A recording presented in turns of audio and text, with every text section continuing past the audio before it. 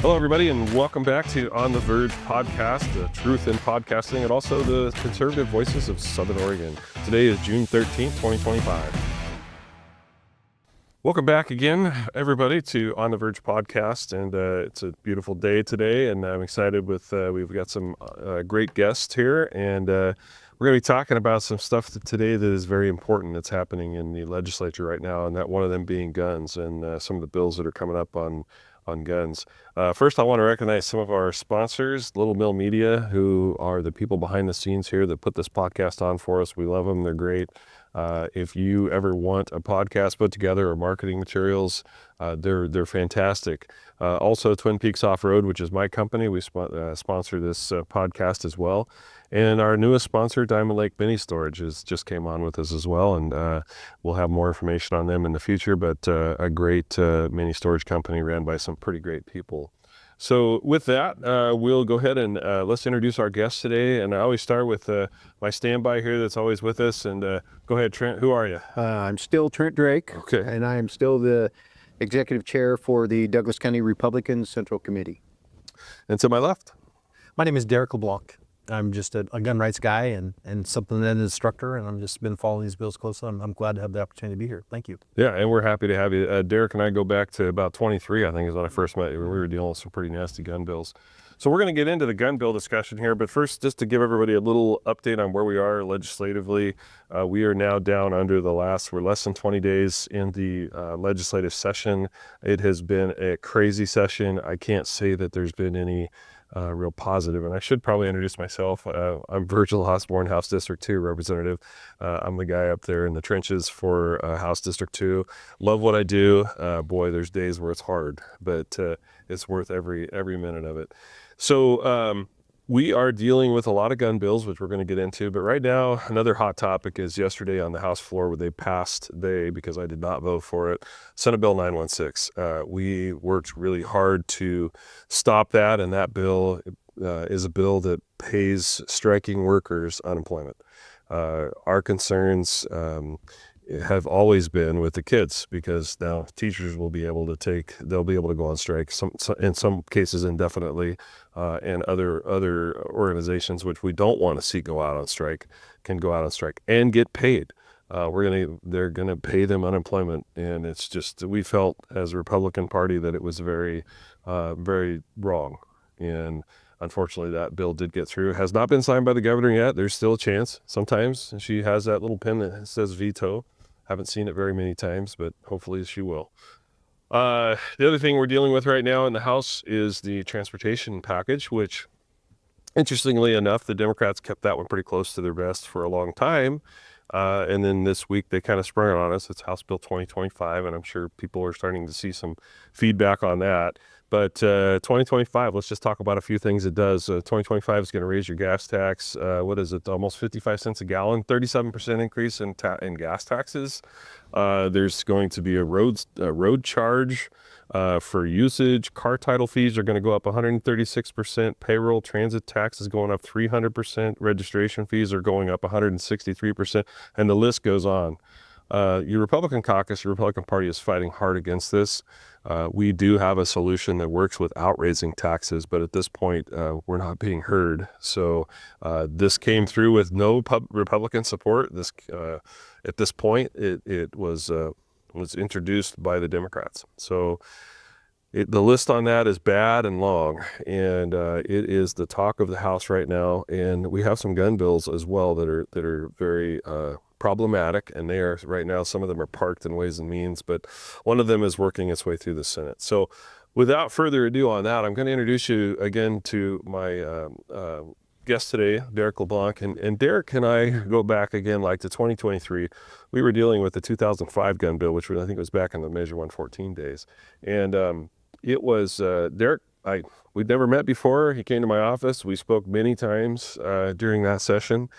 He worked super hard in the backgrounds, talking to representatives, doing the work. I mean, he was in the building. I mean, it's like sometimes I was like, do you have a job? I mean, what do you do? I mean, he was in the building pretty much every day. And I mean, he was not letting anybody rest. He was working hard for our rights. And one of the things that I admire about Derek and why I asked him to come on the show was the fact that he does work hard for our rights. He doesn't just talk the talk. He actually puts it to the ground and he works it. And I know I'm kind of stroking your ego a little bit, but frankly, it's the truth, and I saw it. And you also don't hammer on Republicans. You realize, you're one of those people that have been in the House long enough that you understand the dynamics of being in the super minority. Absolutely. You understand how much authority we have and where our power is, and sometimes isn't. And so I really appreciate that. But I'm going to ask you to kind of talk about some things. But first, Derek, give us a little background on what it is you do. So my name's Derek LeBlanc. I'm a gun rights guy. I've been an instructor since 2014 when I was put in a position back in 2013 where I had a violent encounter and I was unarmed and I got to a physical altercation with a guy. He was inside my vehicle, and so I had to physically restrain him and fight with him for about 10 minutes on the ground. Oh, wow. Until I was saved with a pistol grip shotgun by my girlfriend at the time. And so from that experience, I turned to, gave me an experience that it changed my life and put me on this path to where I am today. And so I became an instructor in 2014, and I've just been involved with gun rights because, from that experience, I learned how vulnerable people could be without this tool to be able to defend themselves. And so I wanted to use my experience for good and give a voice to my neighbors and my friends. And so that's kind of started me on this journey to where I am today. And so when we originally met, obviously I was fighting other bills, and so my mission has grown, my support has grown, and my goal is just to give a voice for my neighbors. I also want to empower them to get involved with politics and the civics side of everything, but also be reasonable. And I think there's a lot of people up there that mean well that are not very reasonable people. That's what I'm learning up there.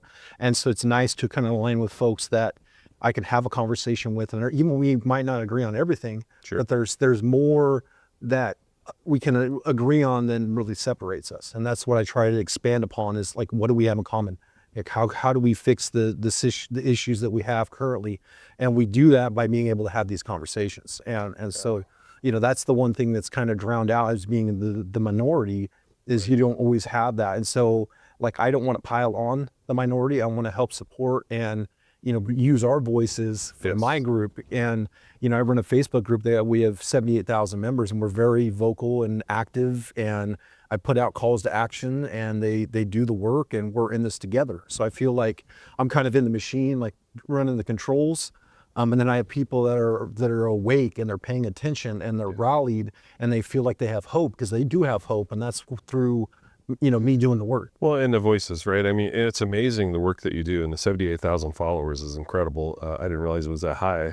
But the fact is, I can tell you from the Republican caucus, nobody in our Republican caucus has a bad thing to say about you. I mean, everybody, and like I've told you, anytime you're in the building, if you need my office, if you just need to come in and have a place to sit down, you've got it, right? And that is hard for somebody to achieve, because majority of people that come into the House, to talk to legislators, they have an agenda, and which is fine. I mean, we all do, but you're able to express your agenda and still have a relationship, and you're very well respected. Thank you. Yeah, absolutely. And the nice thing about that is that builds a following, right? And I try to tell people, and Trent and I have talked about this 1,000 times, it's like, people don't follow hate. They just don't. I mean, a percentage of people will, but at some point hate dissipates, right? And they follow positive energy. And you bring that to the picture, especially when it comes to guns. I mean, I know that's kind of your agenda. And I mean, what do you think, Trent? Oh, I agree 100%. The thing about hate is it burns endorphins and wears you out. And that's what people don't realize. At some point, people have to step back and take a breath. Yeah. When you're giving a positive message to people, that hey, where can we meet? What can we talk about? What do we have in common? I think it brings something to the table that there's a lot of people on the other side of the aisle that aren't doing that. Yeah, and we'll definitely see that in you. Yeah, and I think I'm a man of action, like many of us are. Amen. And so that's what I bring to the table. And I feel that there's a lot of people that are on the sidelines that are kind of watching and they don't know where to start. Yes. And so I'm starting them at point A, and they can follow me to B all the way to Z. That's the goal. Yeah. And so I feel that there's more power in the positive message as opposed to the doom and gloom like others. Yeah. And so I never focus on that, even though like behind the scenes, I might be pulling my hair out and being freaking out. I'm not going to present that type of message because people come to me for the positive, Right. And because they want to know that they're still in this fight. Yeah. And until the session ends, we're still in this fight and we're not going to give up and we're going to be rabid and we're going to fight. And frankly, it builds the Republican Party. Absolutely. And indirectly, right? Yeah. But it just builds more people. And the more people that you can get to the ballot box, or I guess in our state, more people you can get to vote is good.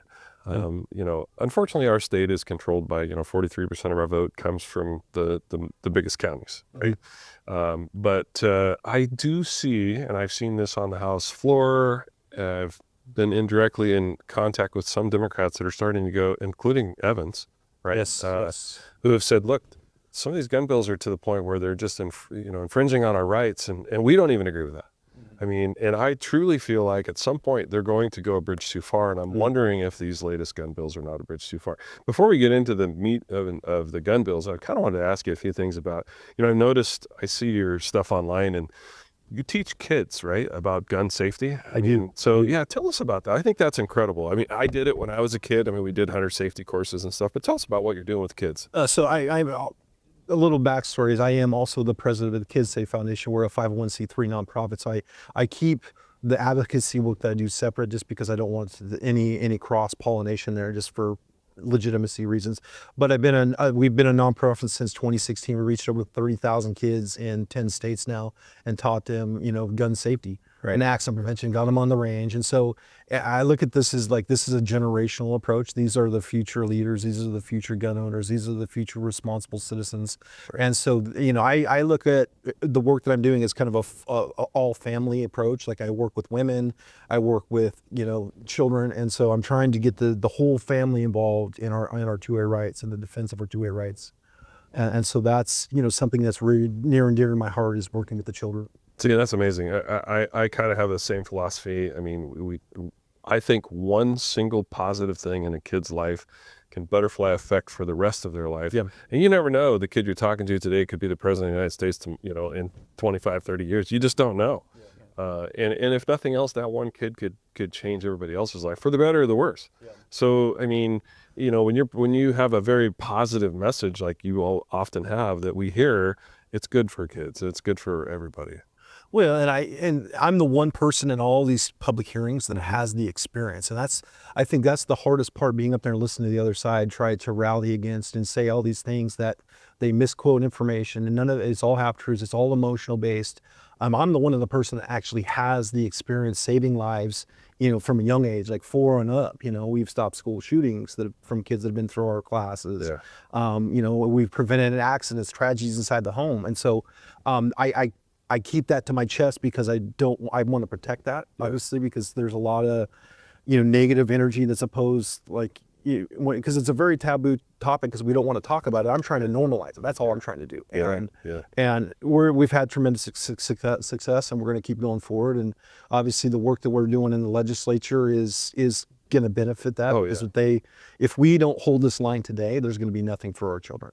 And so that's where I'm up there doing the work. And that's the part, that statement right there is what I try to explain to people. We have so many people so mad at us at being Republicans because, well, you need to walk out. Well, I get that, right? I mean, there's some power in the ability to walk out, but that's temporary power. That doesn't stop the problem. And, back in 2023, I guess it was, when the Senate walked out, you're dealing with at that time, 13, I think it was 13 seats or whatever it was. The Senate has 30 total. Yeah. We were then the minority there, but not the super minority. It cost us a seat when they walked out. We didn't get that seat back. The House, unfortunately, some of the election stuff went on and we lost a seat too, not over the walkout. But if you drop down under that magic number of 20, you can't deny quorum. Yep. And we're only at 24 right now. Yep. So, that's the part people don't understand. It's like every time you do something like this, you get cost. There's a cost to it. Yeah. So if all of us walked out the door tomorrow and said, we're not going to vote on any of these bills, we'd be good for the next 18 months, but then we'd be bringing in 24 new people potentially. And the reality of it is the 4 swing seats we have probably would go Democrat. Yep. So if we're lucky, we'd be able to hold 20. We'd probably end up at 19. sometimes I don't think people realize how much Republicans do get in the way of the Democrat agenda. And just being there and being part of the hearings, being part of the floor sessions, and advertising and marketing how bad things are is our job. Yep. Right. To keep them in check. Now, all that said, in 23, I was the gun guy, right? I mean, I was with the party. Lily Morgan and I actually, Lily did some testimony. But I was the guy that kind of everybody came to lean on because I was kind of the most experienced with guns. I was thrilled when Alex Carlatos ran because Alec is the gun guy. He's a federal firearms dealer, a very good friend of mine. We actually are roommates in Salem. We lived together for the session. I have a lot of good things to say about Alec for being a brand new legislator coming in. He doesn't get pushed around. Is not afraid to put out his opinion. And frankly, I agree with just about everything he says. I might say it a little differently in some cases, but I mean, the guy's a veteran, right? I mean, he's a hero, and he understands guns better than anybody in the entire Democrat side of the House, and probably most of the Republican side of the House, in my opinion. But give us your opinion on Alec. We'll talk a little bit about him. I'm a big fan. I'm a big supporter, and I see my position and what we're doing up there in the legislature is a way to shore up support, right? And so I can highlight strong testimony, I can push support that way, and I can also motivate people to get involved. And so that's where I feel that's my strength, is to be able to motivate people and rally people, especially in short notice, to be able to get there. And I kind of look at it as a military term. We talk about QRFs, like a quick reaction force. That's what I want to have in the Oregon legislature, and that's what I'm working on, developing a group where we can be there in a moment's notice to get the information so we can put it out and get the support and get the people headed in a direction we need them to do. We're working on a website that's going to spearhead and streamline everything. It's going to give people calls to action and automate everything, and we're going to be more efficient at what we're doing, and we're going to grow it, and we're going to grow outside of just guns, because there's so much. Obviously, when I show up in the building, I talk about guns. I'm kind of a fringe group, as like the red shirts, right? Because there's so much more to Oregon politics. Tell us about the red shirts. Oh, I got stories for the red shirt. Do we want to talk about those today? Well, let's talk about the red shirts because I can't stand them. So yes, let's bring it up. Okay, so back to Alec. What he's doing and his understanding of the technology of firearms, the traditions, and he's very smart politically. That's what I noticed yesterday or the other day in the public hearing, is because Croft writing his because Croft was trying to bait him, and he didn't fall for the bait. And I really think that shows. I mean, he might be young and new to this, but that shows political chops, and so I'm really thankful for that. And I see him as a bright leader going into the future. And so.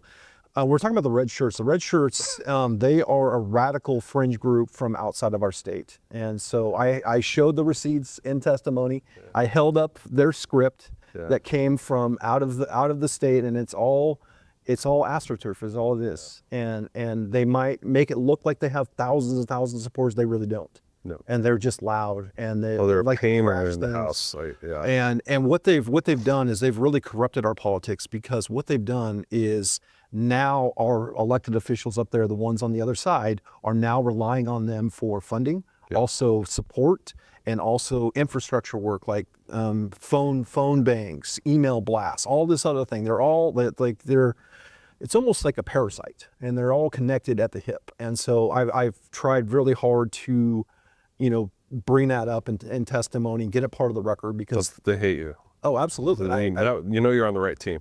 Yeah, and I'm good with that, because what they're doing is they're nullifying the voice of actual Oregonians, okay? And they're taking the voice from the hardworking, tax-paying Oregonians that deserve the right to be able to defend themselves and their families. Right. And they say they're virtuous. They're not virtuous. They're not righteous. We're the ones that are righteous, and that's what I try to expose. Remind me what their shirts say. Is it Moms Against Everything? It's Moms Demand Action. Yeah, Moms Demand Action. Yeah, when I see them coming out. The funny thing is, it didn't take long for them to figure out how to miss House 375, that office. They just go right past me. They don't want to have a gun conversation with me. Go figure. Why?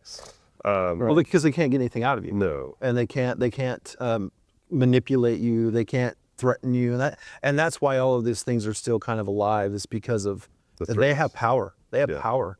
Whether we like to admit it or not. And Yeah, and what they do is they'll threaten you with a primary. Absolutely. And then they'll fund whoever that is going to run against you. And we'll get into that here in just a minute, a little bit more as well. But we're going to take a quick break and recognize our sponsors, and we'll be right back with you. Is your 4x4 ready for the trail? Twin Peaks Off-Road is your first stop for maintenance, repairs, and custom upgrades. From differential services to winch installs, we do it all. Fast, reliable, and built for adventure.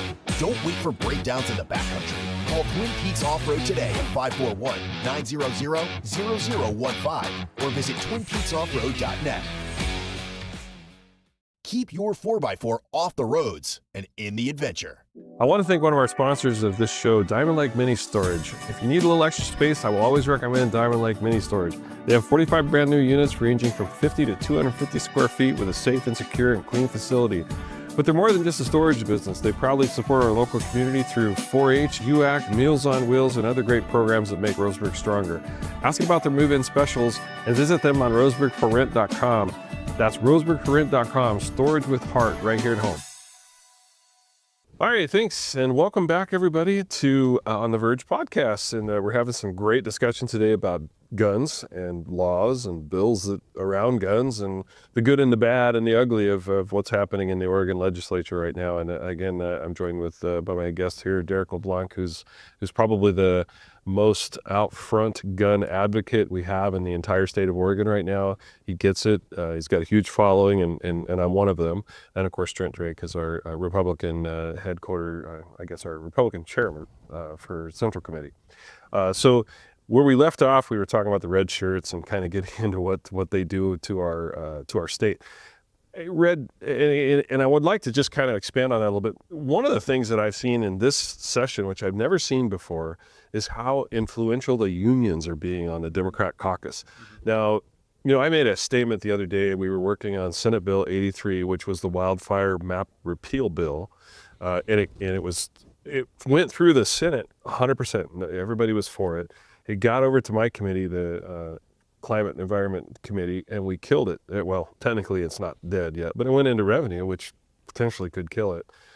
And, I just called everybody out on the committee. I said, look, you guys on this committee know better than what you just did, and you did it. And I said, I didn't do it. You own this. And of course, they had lots of excuses and everything.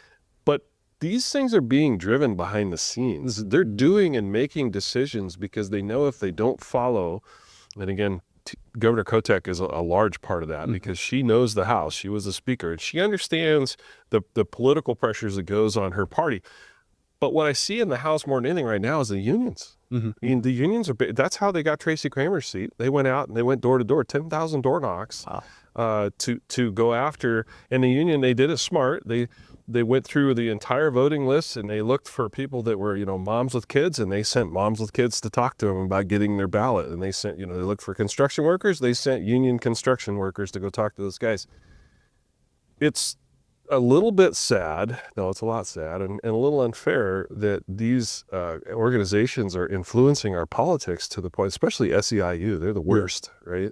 I don't know where they stand on guns, but they're coming in, and our Democrat caucus is literally changing their votes on the House floor sometimes to make sure that they don't get primaried. Yeah. Frankly, I didn't go to the House to worry about whether or not I was going to get primaried. I went there to represent the people that put me there. Yeah. And that's what I told them in committee. I'm like, 4.2 million people in this state just heard you guys say you don't care about them. You only care about your agenda.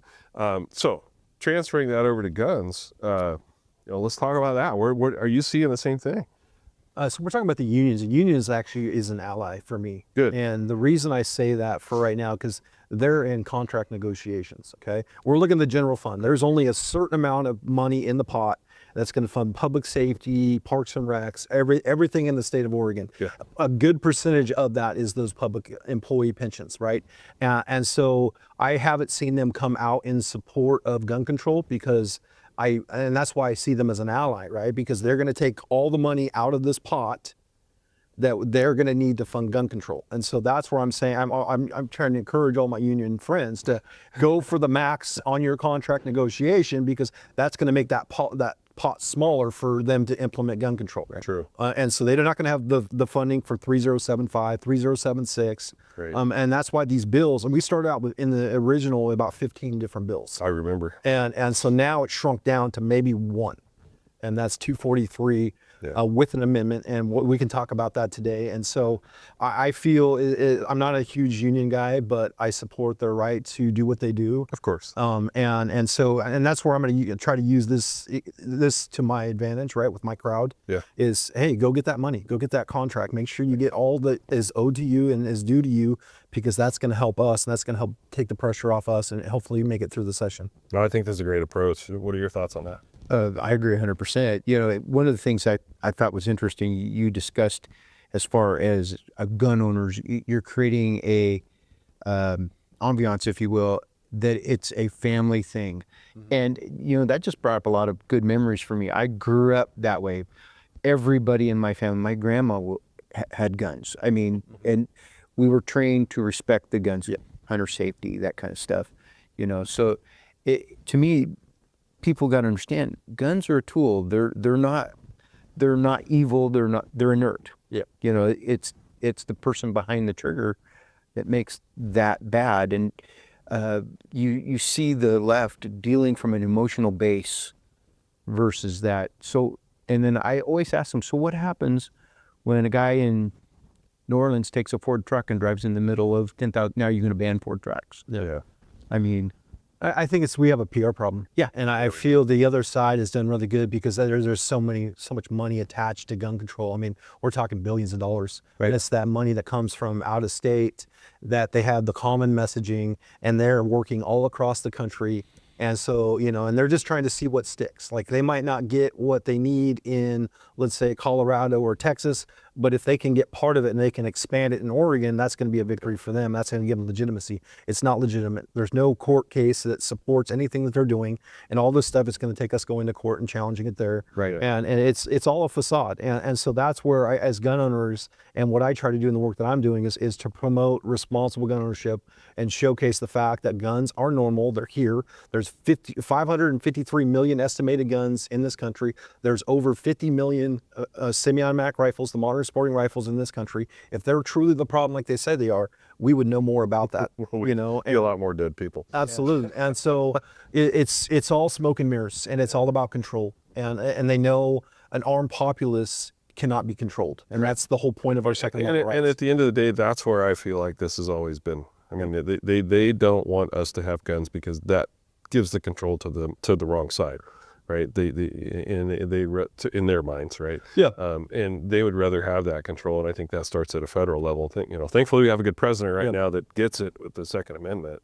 But in Oregon, I mean, we are a petri dish for bad ideas anyway. I mean, it's been 38 years since we've had a Republican governor, and we've spiraled down the toilet for the last 38 years.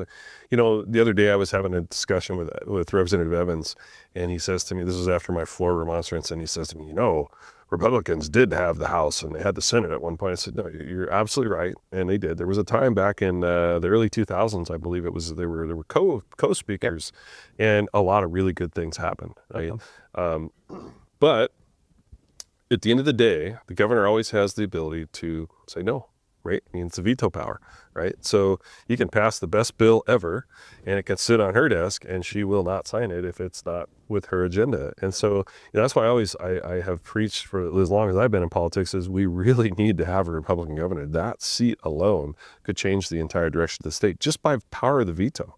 So, you know, hopefully, I don't know yet who else gonna. I mean, we did an interview with Danielle Bethel last week, and I've heard some other folks that have been talking about running as well. So, you know, we'll see. We'll see what happens. I think the biggest thing we have to recognize as either independents or Republican voters is every vote counts. Yeah, absolutely. We had 160,000 Republican voters that sat home and that gave us Measure 114. Yeah. Also, probably could have possibly kept Kotek out of the governor's office. Yeah.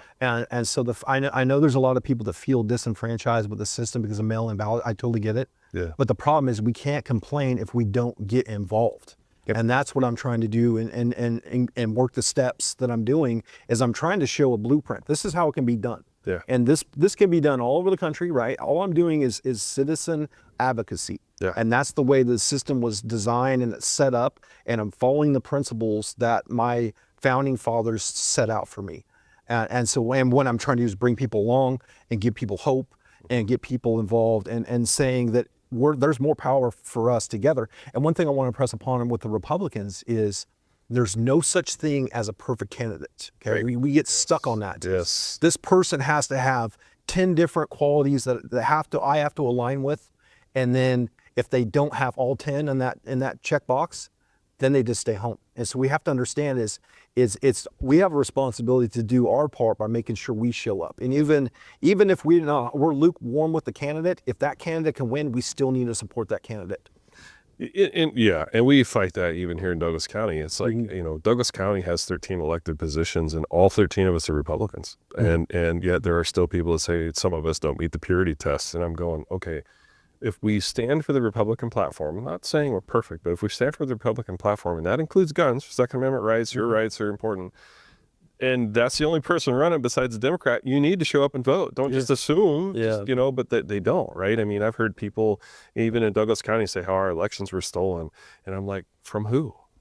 I last time I checked, we won, but so that's a very good point.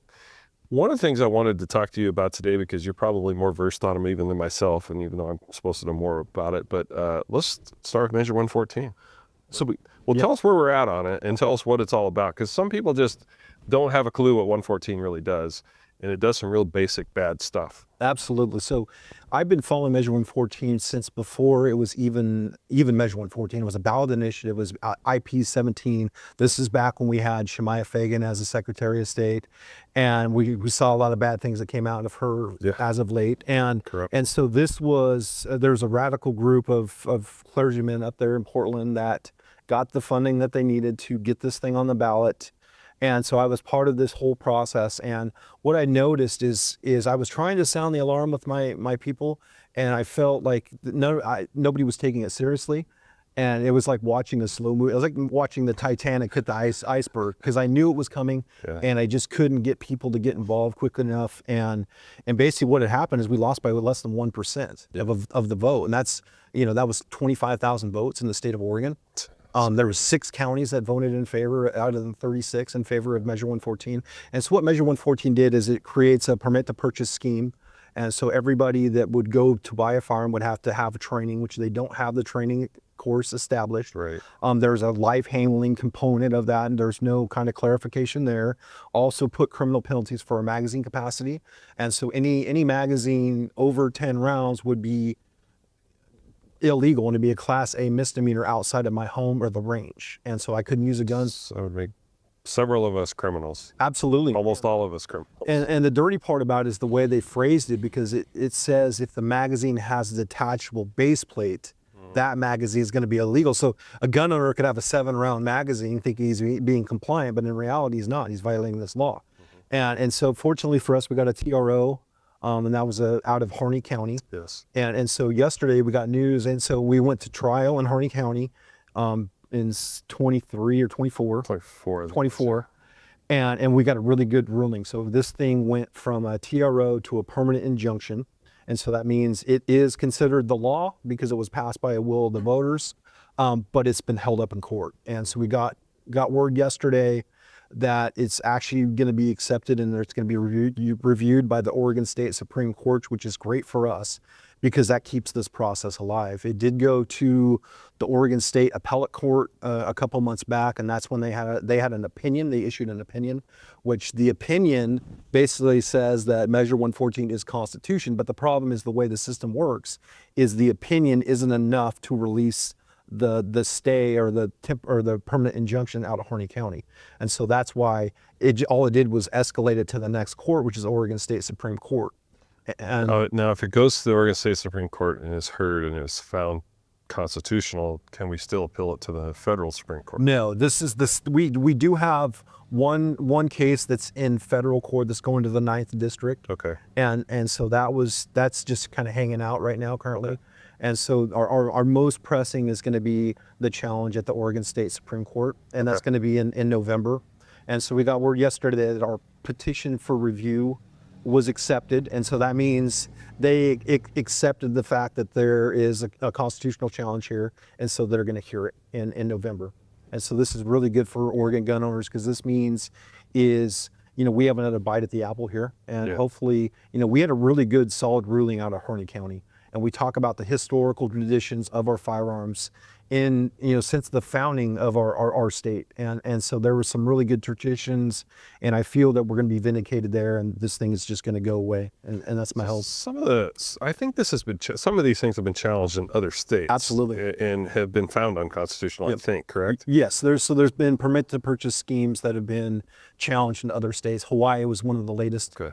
And so we have some precedents. I was going to say, if there's precedent, hopefully that will help with the case, and I'm sure it will. Yeah. I don't have a lot of faith in Oregon Supreme Court because of the people that were selected, right? So Yeah, they're appointed. They're appointed by the governor. Yeah. I get it. Yeah.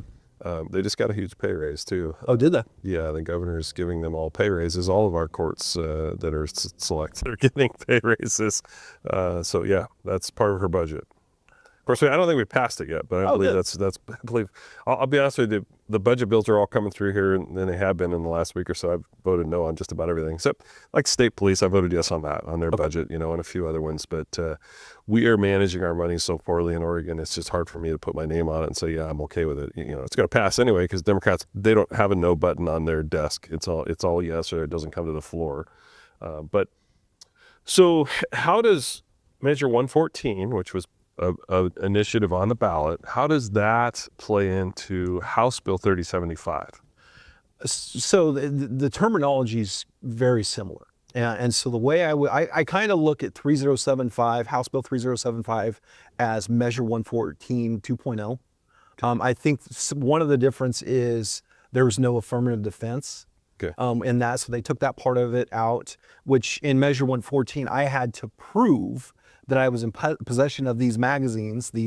They call them high capacity magazines or large capacity magazines.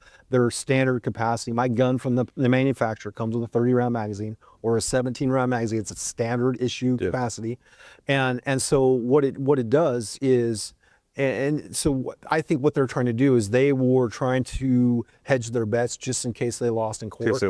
Yeah, because they really want this permit to purchase. Because what that's going to do is going to shut down every gun sale in the state of Oregon. Because they're not going to be able to put the permit scheme in process quick enough. Or FFLs are going to fold because they're not going to be able to sell guns quick enough.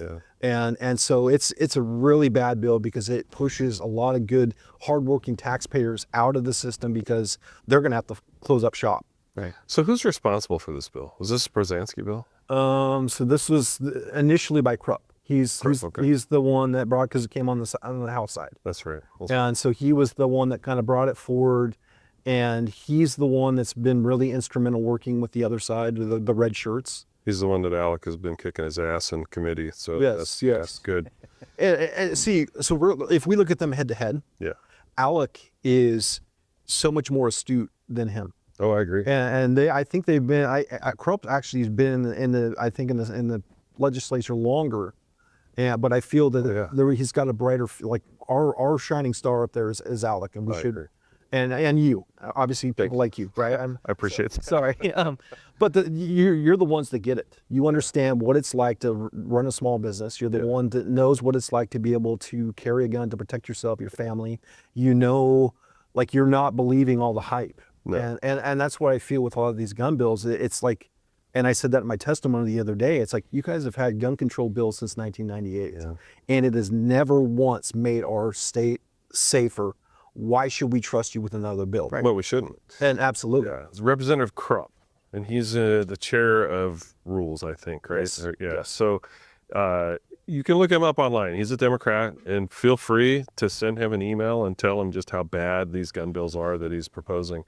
We're going to run short on time eventually here, so I want to get to House Bill 3076, and what does that one do? So 3076 is a super bad bill, and what this does is it stands up an individual department of the Department of Justice in Oregon, and it makes it where they are going to audit all of our FFLs.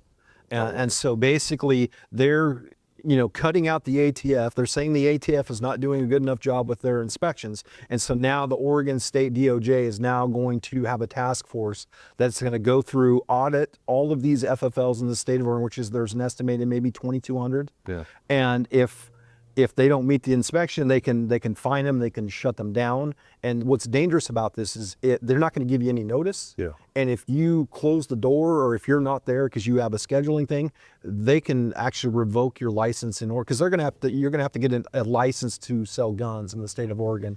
And it's going to be issued by the state of Oregon.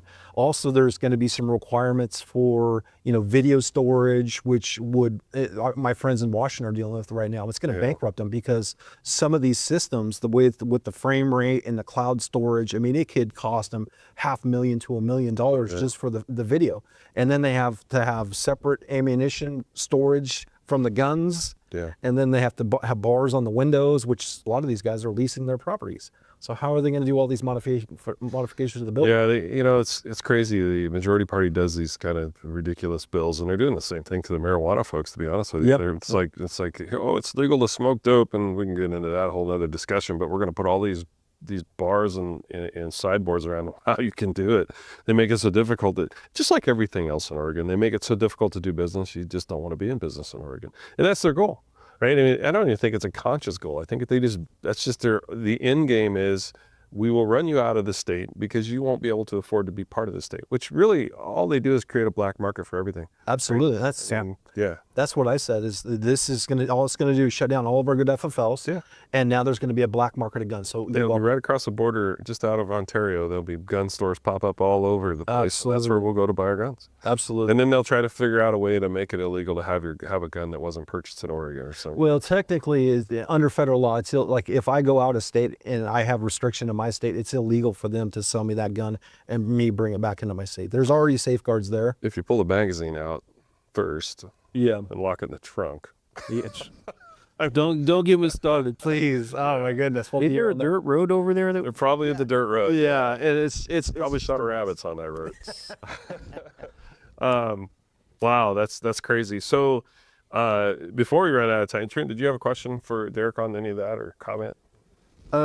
No, it's great to have an advocate like this at Salem, that you can be there in a moment's notice, and the knowledge you're bringing to the table is awesome. I'd love to have you come back and speak to our central committee sometime. absolutely. Yeah, I think that would be amazing.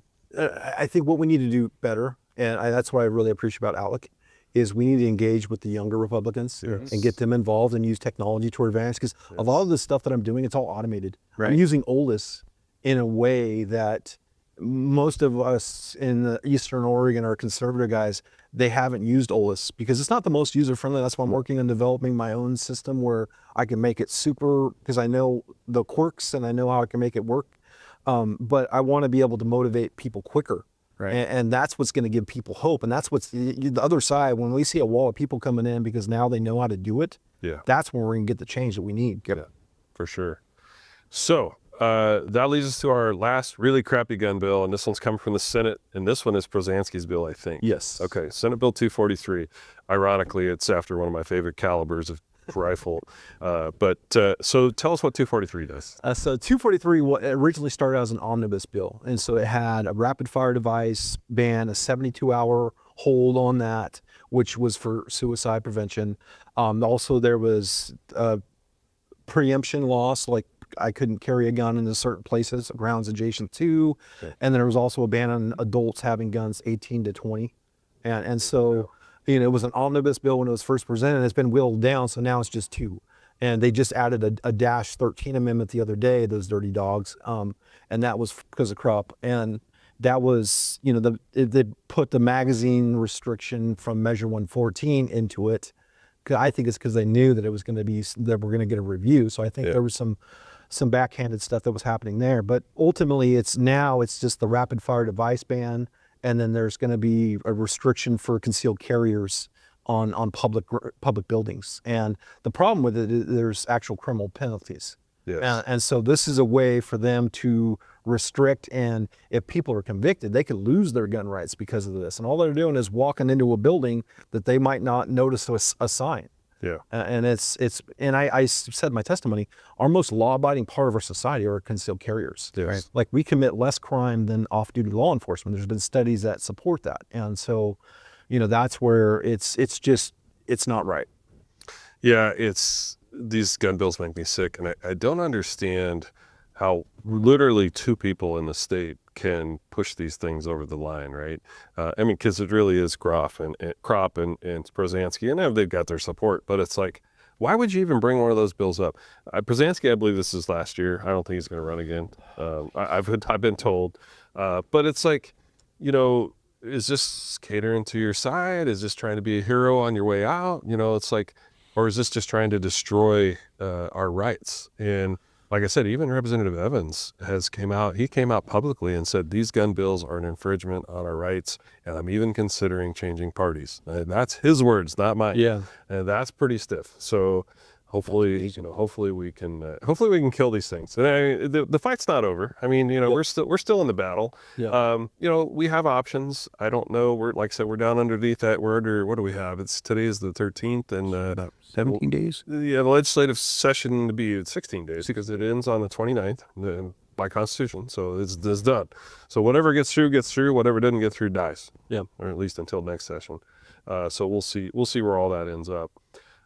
This has been very enlightening. Thank you for Absolutely shedding some light on these ridiculous gun bills and how bad they are. And again, I really hope that you will come back not only on our show, but potentially come and speak to our Republican Central Committee. Absolutely. Yeah, that would be great. And thank you for all that you do on behalf of your constituents. Yes. And that's what we don't hear a lot up there when I'm in the building. Is it's never about the people that I represent. It's always about some side of outside influence that's helping me to hold my power. And you're really of the people for the people. I Absolutely. appreciate that. Yeah, and thank you for that. I appreciate that. And not only myself, but so is Alec. And I mean, so we have formed a group. It's called the Oregon Freedom Coalition, which I'm sure you're aware of. Ed's kind of our chair on that group right now, and there's about 7 of us in it. And we are holding the line. I mean, we're all very conservative anyway, but we're very much in line with our constituents. That doesn't mean we're, not going to pay attention to people that disagree with us, because we listen to everything. But when it comes down to brass tacks, you're not going to see me vote on a Democrat bill, right? I mean, if it's a budget bill and it's good for the state, it's good for the people, that's different. But if it's a bill that's going to, like 916, which is a strike bill, I'm not going to vote yes on that. No. We had a bill yesterday that for raising the hunting and fishing license tag prices, and I'm like, no, I just can't vote for it, right? I mean, I am not going to vote yes on tax and fee increases. It's just not who we are. So, I mean, when I have a constituency that is, the difference between paying 80 cents more per gallon of gas might mean they're not going to eat or not be able to afford to go to their job. No, we're not going to, I will never support charging more people to our, more money to the people. So, yeah, so you can rest assured that won't change.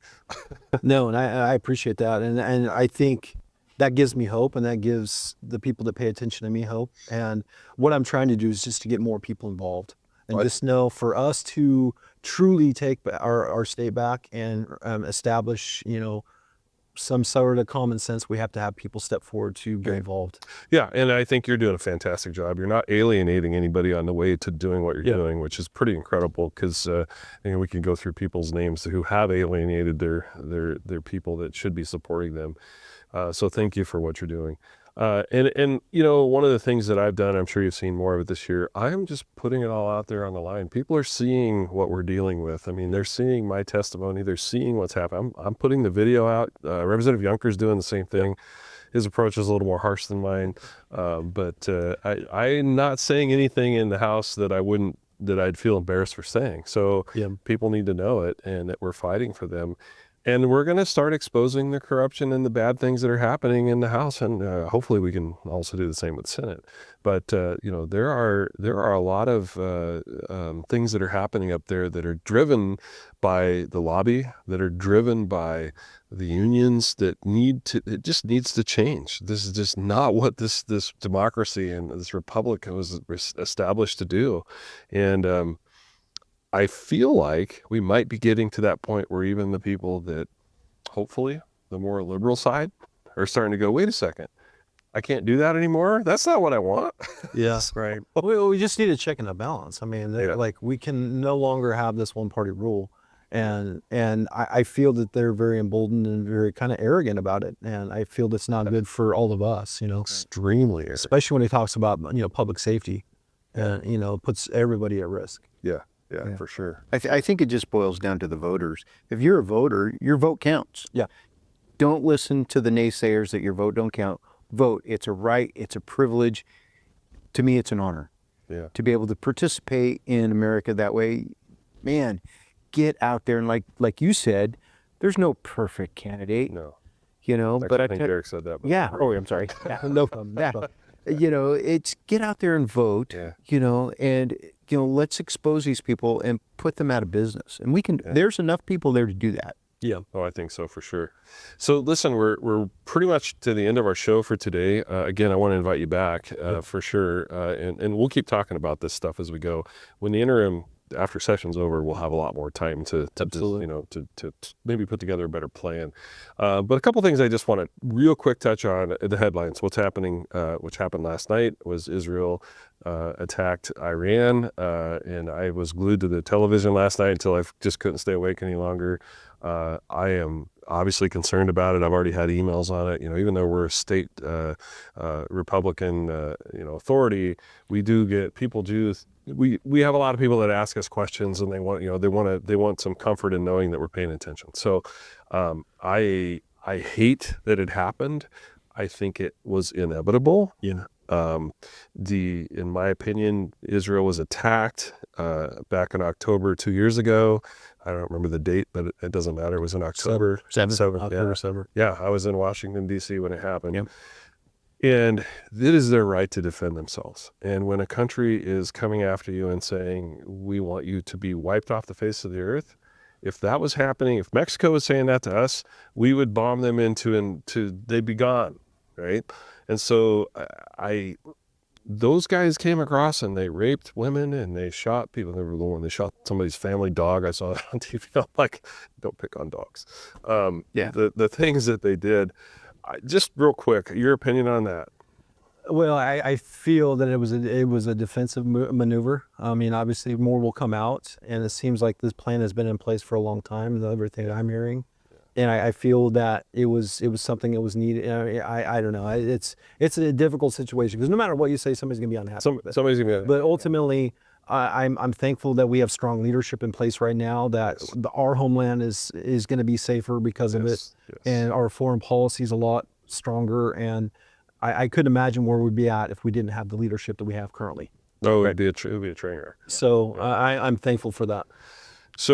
So that's a hot topic, and then tomorrow is the No Kings, whatever they call their little demonstration thing. It's supposed to happen in the cities. And I did a remonstrance on the floor yesterday, on the House floor about, I listened to Representative Tran, one of the Democrats she moved here from Vietnam, I think it was, and she talked all about how, this is a peaceful rally that's happening in Southern California, and that we're arresting innocent people. And I just couldn't shut up. I had to respond to that. But everything I see, everything I hear, and some of it's not just from TV, I get inside information on some of this stuff. We have people down there attacking our federal officers. We have people down there attacking, it doesn't even have to be a federal officer. They're attacking our city cops because they're defending the buildings that these people want to burn while they watch cars burn in the street and they throw bricks at them. I don't know how that's peaceful. Yeah, I think they need to go to jail. Yep. Well, I got emails yesterday from some of our senators up there that are actually promoting it and asking their constituents to come join. And I have a problem with that because they're using their bully pulpit from the legislature and using that platform to, and obviously I'm a supporter of the First Amendment and the Second Amendment, right? So I want people to assemble peacefully, right? It's when you start burning, looting, breaking things, that's where I have the problem. So that's where you lose my support. Yeah. And so when we have people that, it seems to me it's outside, it's orchestrated like everything else. It's being funded by dark forces, and I want people to go. If you guys want to go protest. You have the right to do so. Right. But be respectful of property owners, be respectful of people that have differing opinions, and respect the rule of law.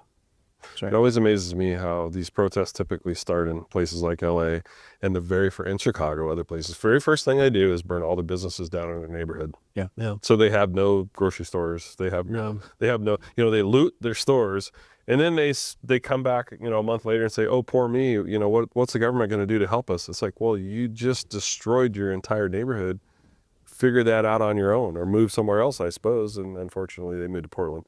But yeah. And they brought their politics. Rather politics, yeah. So listen, guys, we are at the end of our show for the day. God, it's been a good one. It seemed like time flew like that. It went by really fast. So thank you again for coming today, Derek. And I do again want to mention Little Mill Media. You might not like my podcast. They do a fantastic job. If you don't like my podcast, talk to them. They will set you up with your very own podcast, and you don't have to listen to us. But they're amazing folks. Also, Twin Peaks Off-Road, my company, we have the experience to get you into the woods with your four-wheel drive and enough experience to figure out how to get you home without breakdowns. So do come and see us. And also Diamond Lake Mini Storage, who is our newest sponsor, Rick Poland and Natalie. Have came on board, and they're covering a lot of our expenses, and great folks if you need any storage done. Plus they're pretty political active. Natalie has her own local store here too. They get it. Big supporter of the Republican Party locally. Big supporter of the Republican Party. So again, thank you to them, and thank you to everybody for watching. Please like and share. Subscribe. Yes, subscribe to us. We're on YouTube, Spotify, Apple Music. We are on Amazon Music. And I think about 13 other places you can find us too. So, yeah, we're on. You didn't know that? I didn't know that. Yeah, we are. So I'm struggling with Spotify. I mean, so we will be back next week. Don't know yet who our next guest will be. We have been talking to Rick Dancer. I think we're going to get him on here pretty soon, but it might be remote. So yeah, and we're going to have a lot more updates on where we are with the guns. And right now we're going to keep you updated on where we're at in politics in the state and in the nation for that matter. So thanks again, and till next time, we'll talk to you later.